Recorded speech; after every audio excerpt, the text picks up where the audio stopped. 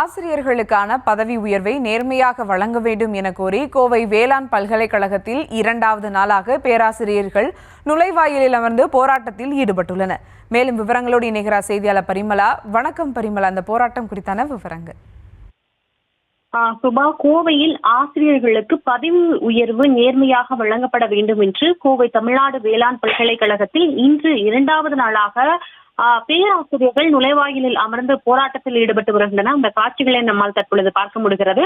கோவை வேளாண் பல்கலைக்கழகத்தில் பதவி உயர்வுக்காக 300க்கும் மேற்பட்ட இணை பேராசிரியர்கள் தகுதி கோரி தேர்வும் எழுதியிருந்தனர். இந்த தகுதி தேர்வில் தான் அதிக மதிப்பெண் பெற்ற இணை பேராசிரியர்களுக்கு பதவி உயர்வு தராமல் குறைந்த அளவு மதிப்பெண் பெற்ற 23 இணை பேராசிரியர்களுக்கு மட்டுமே பேராசிரியராக பதவி உயர்வானது வழங்கப்பட்டிருக்கிறது.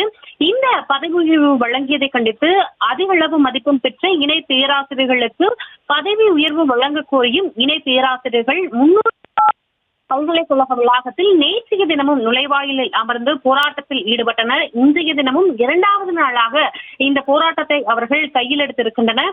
தமிழ்நாட்டில் உள்ள அனைத்து வேளாண்மை கல்லூரியில் இந்த போராட்டமானது நடைபெற்றுக் கொண்டிருப்பதும் குறிப்பிடத்தக்கது.